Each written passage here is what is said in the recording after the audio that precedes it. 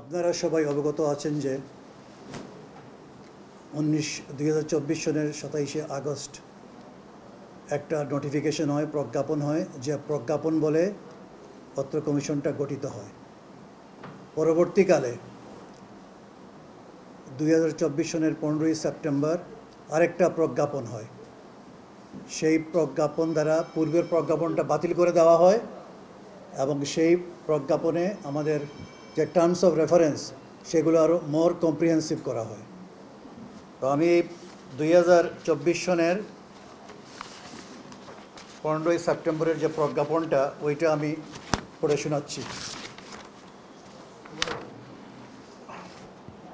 Sarkar commissions of enquiry act 1956 act number 6 of 1956 এর section 3 এ প্রদত্ত ক্ষমতা বলে আইন প্রয়োগকারী সংস্থা, শৃঙ্খলা বাহিনী, গোয়েন্দা সংস্থা, তদন্তকারী সংস্থা এবং অনুরূপ যে কোনো বাহিনী বা সংস্থার কোনো সদস্য বা সরকারের মদদে সহায়তায় ও সম্মতিতে কোনো ব্যক্তি বা ব্যক্তি সমষ্টি কর্তৃক আয়নাগর বা যে কোনো জ্ঞাত অজ্ঞাত স্থানে বলপূর্বক গুম, এনফোর্সড ডিসঅ্যাপিয়ারেন্স হওয়া ব্যক্তিদের সন্ধান, বলপূর্বক গুমের ঘটনার সহিত জড়িত ব্যক্তি, সংস্থা বা প্রতিষ্ঠান চিহ্নিতকরণ ও তাদের বিরুদ্ধে যথাযথ আইনগত ব্যবস্থা গ্রহণের জন্য সুপারিশ প্রদান এবং বলপূর্বক গুম হওয়ার ঘটনা প্রতিরোধের জন্য প্রয়োজনীয় আইন সংস্কারের সুপারিশ সহ সংশ্লিষ্ট অন্যান্য কার্যাদি সম্পাদনের নিমিত্ত নিম্নবর্ণিত 5 সদস্য বিশিষ্ট একটি তদন্ত কমিশন গঠন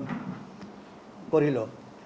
বিচারপতি মনিরুল ইসলাম চৌধুরী সভাপতি, বিচারপতি মোহাম্মদ ফরিদ আহমদ শিবলি সদস্য, জনাব মোহাম্মদ নূর খান সদস্য, মিস নাবিলা ইদ্রিস বা ডক্টর নাবিলা ইদ্রিস শিক্ষক, ব্র্যাক বিশ্ববিদ্যালয়, জনাব মোহাম্মদ সাজ্জাদ হোসেন সদস্য।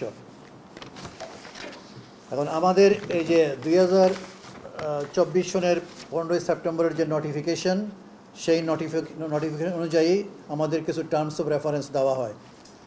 আমি এগুলো পড়ে শোনাচ্ছি যেগুলো রেলিভেন্ট টার্মস অফ রেফারেন্স।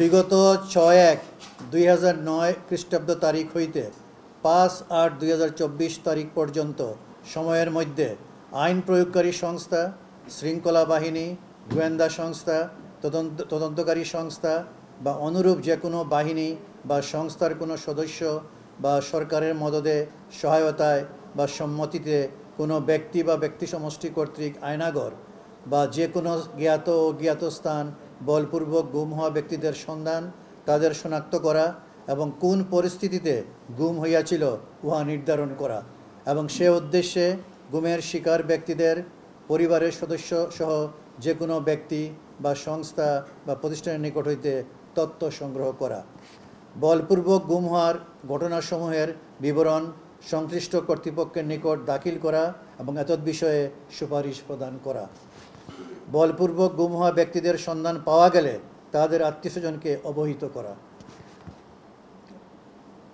বলপূর্বক গুম হওয়ার ঘটনা সম্পর্কে অন্য কোনো সংস্থা বা প্রতিষ্ঠান কর্তৃক পরিচালিত তদন্তের তথ্য সংগ্রহ করা, বলপূর্বক গুম হওয়ার ঘটনার সহিত জড়িত ব্যক্তি, সংস্থা বা প্রতিষ্ঠান চিহ্নিত করা এবং তাদের বিরুদ্ধে যথাযথ আইনগত ব্যবস্থা গ্রহণের জন্য সুপারিশ প্রদান করা, বলপূর্বক গুম হওয়ার ঘটনা প্রতিরোধের জন্য প্রয়োজনীয় আইন সংস্কারের জন্য সরকারের নিকট সুপারিশ প্রদান করা এবং উপরে বর্ণিত উদ্দেশ্যে সংশ্লিষ্ট যে কোনো কার্য করা।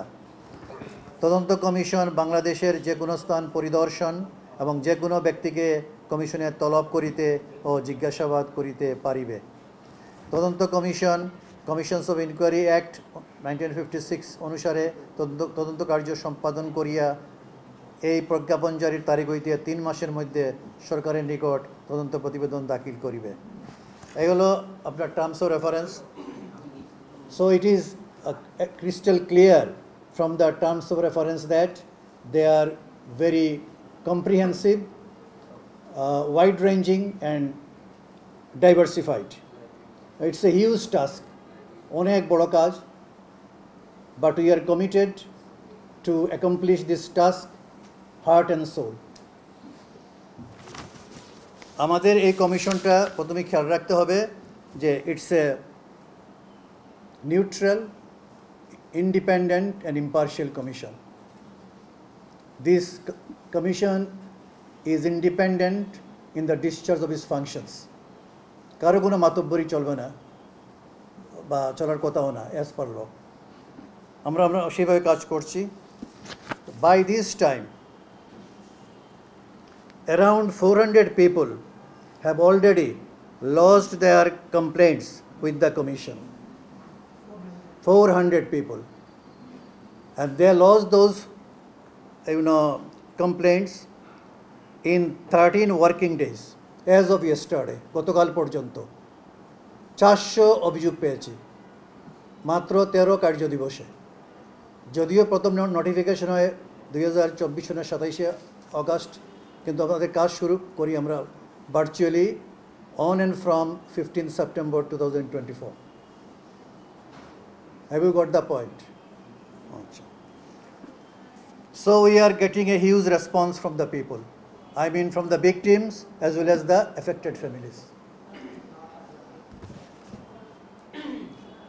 কিন্তু এই যে এনফোর্সড ডিসঅ্যাপিয়ারেন্স বা গুম, এইটা কিন্তু আমাদের যে পিনাল কোড, সেই পিনাল কোডে কিন্তু ইন সো মেনি ওয়ার্ডস নাই। আমাদের পিনাল কোড যেটা আমাদের এক্সিস্টিং ল 1860 সনের, সেখানে আমরা পাচ্ছি কিডন্যাপিং আছে, অ্যাবডাকশন আছে, wrongful restraint আছে, wrongful confinement আছে, আর আছে section 364 of the penal code deals with abduction with intent to murder, murder করার উদ্দেশ্যে অপহরণ করা, অ্যাবডাক্ট করা, এগুলো আছে। কিন্তু enforce disappearance in so many words নাই। So the penal code 1860 should be amended, and a definition of enforced disappearance should be incorporated in the penal code by way of amendment in line with the definition of enforced disappearance as given in Article 2 of the International Convention for Protection of All Persons from Enforced Disappearance. এখন article 2 কি বলে একটু শোনাই আপনাদের পড়ে।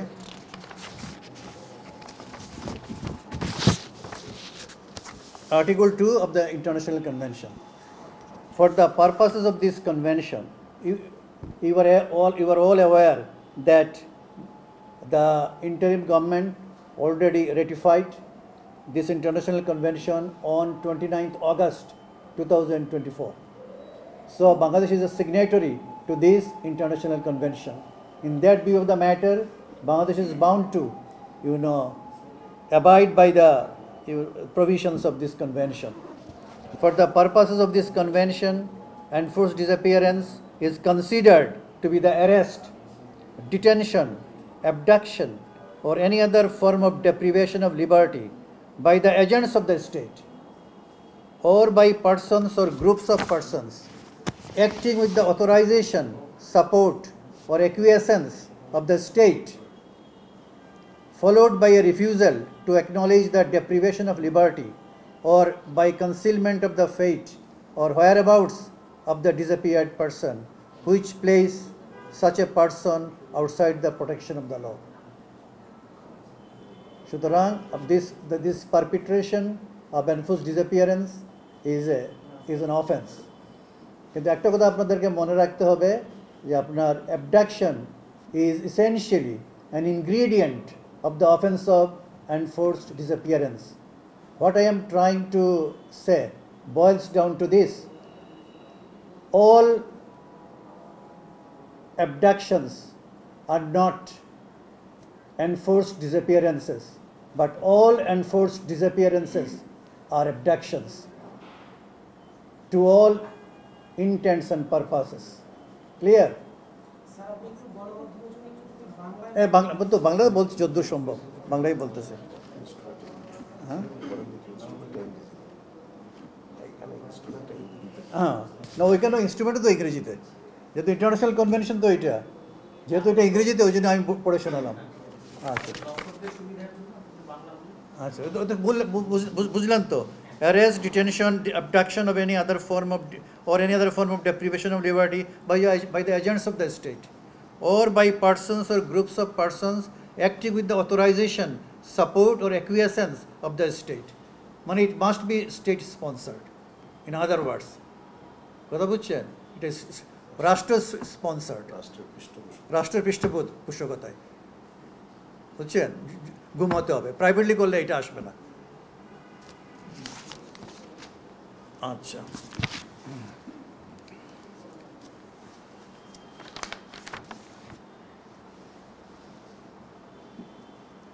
আমরা already আপনার DGFI আয়নাগর আমরা পরিদর্শন করেছি। এটা 25শে অগাস্ট প্রবাবলি, সরি 25শে সেপ্টেম্বর 2024।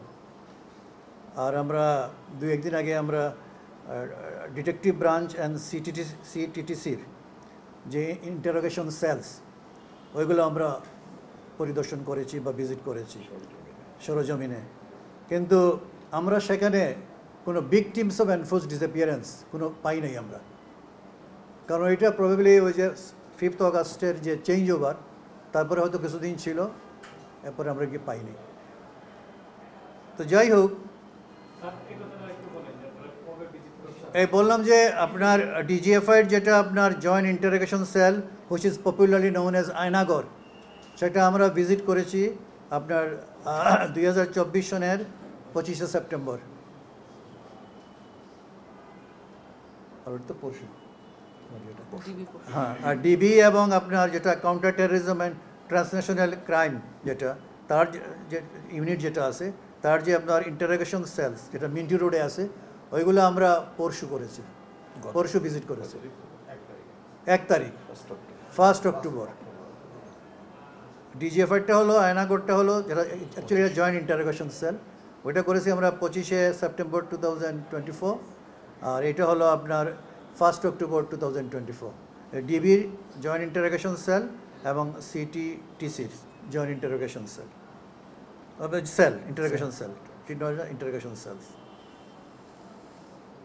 তো আমরা আমাদের কাজ করে যাচ্ছি এবং মানুষের অনেক রেসপন্স পেয়েছি। আমাদের ফর সাবমিশন অফ কমপ্লেন্টস আমাদের আর্লিয়ার ডেডলাইন বা টাইমলাইন ছিল আপনার 30শে সেপ্টেম্বর 2024। সাবসিকুয়েন্টলি আমরা আরেকটা বিজ্ঞপ্তি দিয়ে টাইমলাইনটা আমরা এক্সটেন্ড করে আপ টু 10th অক্টোবর 2024 করা হয়েছে, করে দিয়েছি আমরা এটা। So victims or the affected families are supposed to file complaints with this commission by the deadline, I mean by 10th October 2024. By this time, we have already examined and recorded the statements of Brigadier General retired Azmi, Lieutenant Colonel Haseen, then Ambassador Maruf Jaman, Hummam Kader, Barrister Sarwar Hussain, he is a former army officer, and others. আমরা এ পর্যন্ত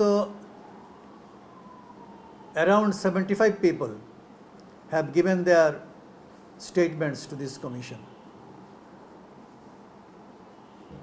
physically. অনেকে লিখিতভাবে পাঠিয়েছেন, অনেকে ইমেলের মাধ্যমে পাঠিয়েছেন।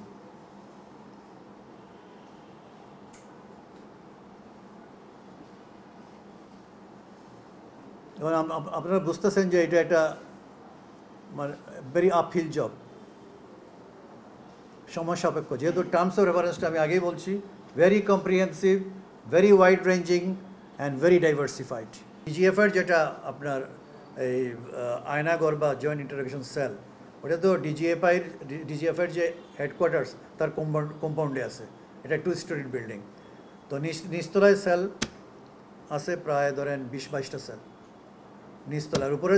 উপরের তলায় কিছু রুম আছে, ওইটা ওরা অ্যাডমিনিস্ট্রেটিভ ওয়ার্ক তখন করতো, এখন তো এটা ব্যাক এন্ড।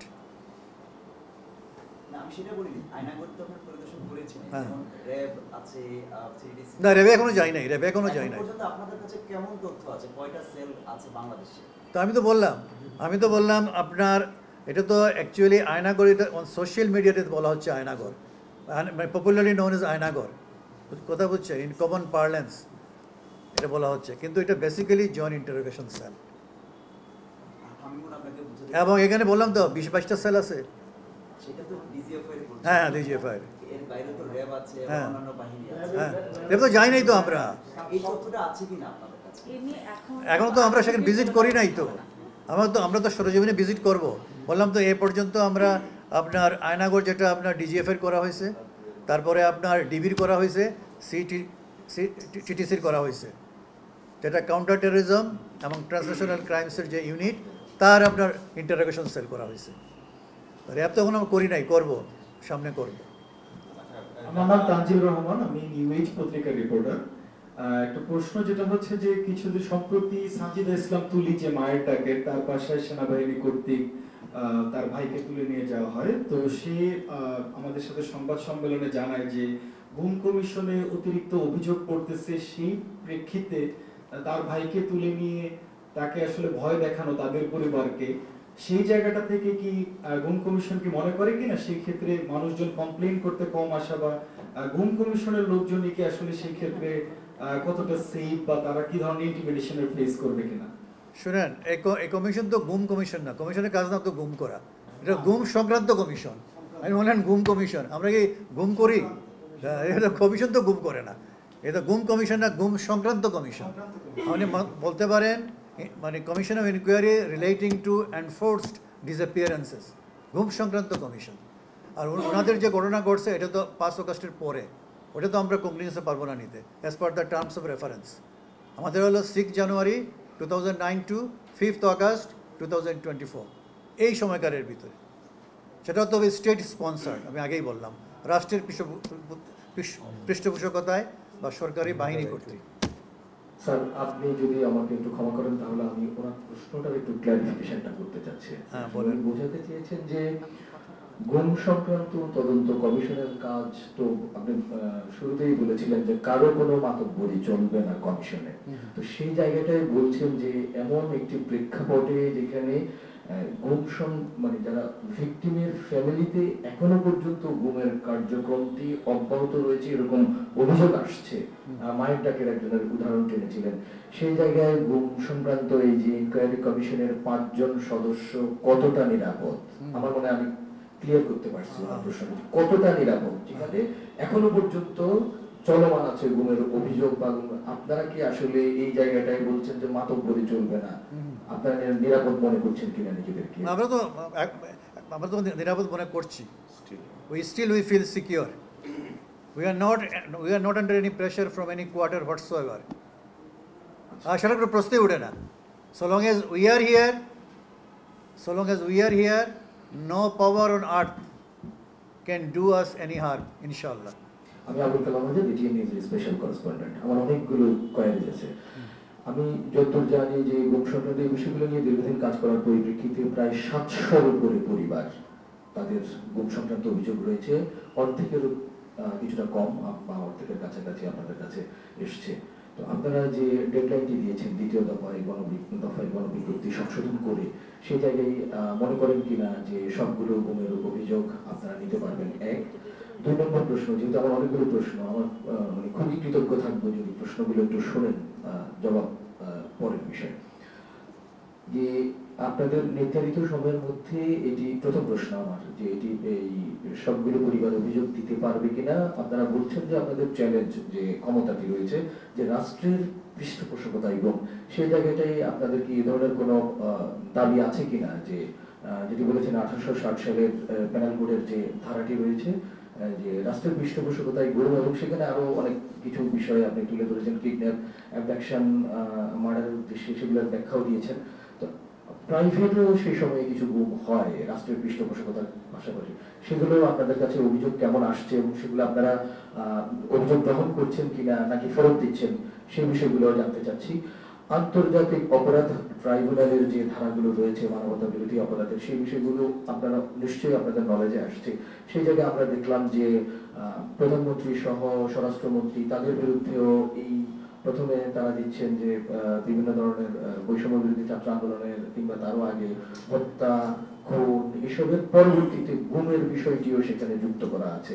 এই বিষয়টি আপনাদের কতটুকু কাজে আসবে সেটি একটু জানতে চাই। সবশেষে আমি যেটি জানতে চাই আপনাদের কাছ থেকে যে আপনারা এই বিষয়টা নিয়ে কাজ করতে গিয়ে গুম পরিবারগুলো আমাদের কাছে, গণমাধ্যম কর্মীদের কাছে যে অভিযোগগুলো টেনেছেন যে এটি একটি দীর্ঘসূত্রিতা, আসলে এই কমিশন কতটুকু তাদের জন্য সফলভাবে কাজ এগিয়ে নিতে পারবে সেটি অনেকটাই প্রশ্নের মুখে। এই জায়গাটি কি বলবেন? আচ্ছা, প্রথমত যেটা বললেন আপনি যে আমাদের ডেডলাইনটা আছে আপ টু 10th অক্টোবর, তাই তো? 10th October 2024। আমরা প্রয়োজন বোধে আমরা বাড়াতে পারি। হ্যাঁ, যদি আমরা মনে করি the deadline of 10th October may again be extended by a further few days, ওটা কমিশন এটা সিদ্ধান্ত নিবে পরে, ঠিক আছে? আর 3 মাসের ভিতর এটা কমপ্লিট করা সম্ভব হবে কি না ওইটা আমরা বুঝবো আরও কিছুদিন গেলে, তাই না? Because the inquiry is still under process, the inquiry is still under way. সুতরাং এখন এটা মানে we can't make any comment right at this moment. আরও কিছুদিন যাক, তারপর আমরা বুঝতে পারবো কি পারবো না, ঠিক আছে? আর যেটা আপনি বললেন যে ইন্টারন্যাশনাল ক্রাইমস ট্রাইব্যুনালের ব্যাপারটা, সেখানে কিন্তু ক্রাইমস অ্যাগেনস্ট হিউম্যানিটি আছে। ওরা এটা কগনিশন নেবে এবং ট্রাই করবে। তারপরে আপনার এনফোর্স ডিসঅ্যাপিয়ারেন্স এই শব্দ নাই, কিন্তু অ্যাবডাকশন আছে, বুঝছেন? আমি আগেই বলছি abduction is an essential element or ingredient of the offence of enforce disappearance. Abduction যে আপনার বাই ফোর্সও হতে পারে অথবা বাই ডিসিটফুল মিনসও হতে পারে, বুঝছেন? তো এখানে যেহেতু এনফোর্সড ডিসঅ্যাপিয়ারেন্স বলছে, it must be caused by force, by deceitful means হলে হবে না।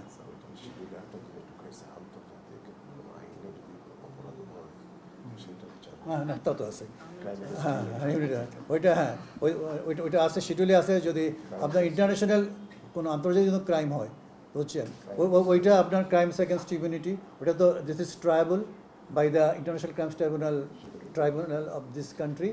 আবার এটা আবার দেখা যাচ্ছে যে আবার ইন্টারন্যাশনাল যেটা আপনার ক্রিমিনাল কোড আইসিসি, সেটা তো আবার ট্রায়াবল।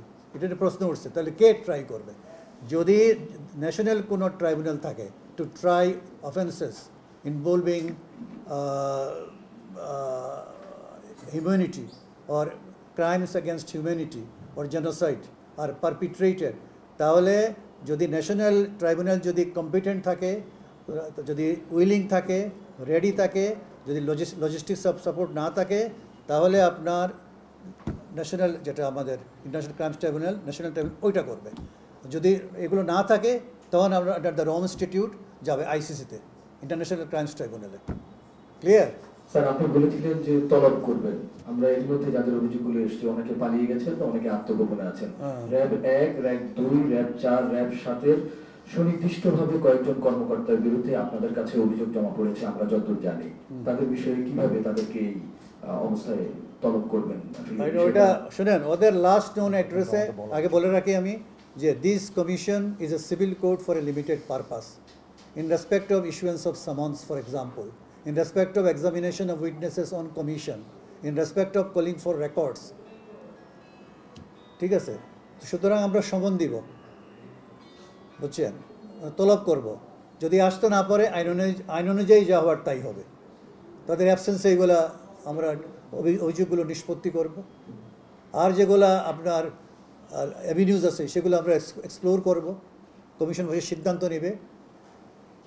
This commission will strictly conduct itself in accordance with the provisions of the Commissions of Inquiry Act and the notification dated 15th September 2024.